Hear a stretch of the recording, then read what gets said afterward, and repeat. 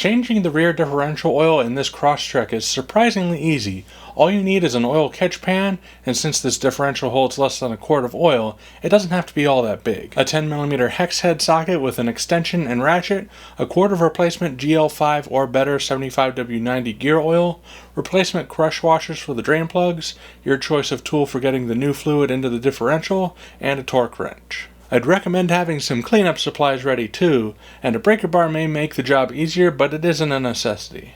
Start by parking the vehicle on level ground, putting the parking brake on, and blocking off a wheel to make sure it doesn't go anywhere. A level vehicle will ensure the fill level is correct. Unless you've lowered your Crosstrek, there should be enough room to do this job without lifting the vehicle, as I have done here. Place your oil catch pan under the differential in a way that will catch the oil shooting out and dripping out. The first bolt you're going to want to remove is the top one for two reasons. It will allow the oil to pour out smoothly in the next step, and if you can't get the top bolt off, you're going to be glad that you didn't drain the oil out.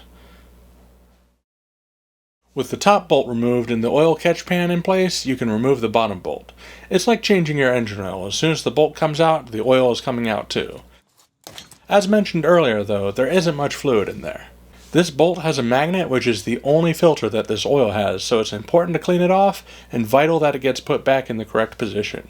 Make sure you do both. Knock loose the crush washer on both bolts and replace them before installing the bolts. Once you have the bolt in place, you can fill the differential with the new 75W90 gear oil. I built a transfer method out of clear tubing and squeezed the bottle to move the fluid in, but there are much more efficient tools that can get the job done faster and easier. One of which I own but could not find when the day came to record this video. The proper fill level is approximately the point where the oil starts coming back out of the fill plug. Once you get that, you can cap off the fill hole and then torque both plugs to 50 Newton meters.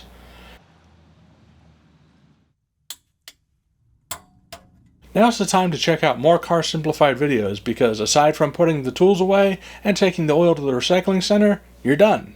Don't forget about the comment section if you have any questions.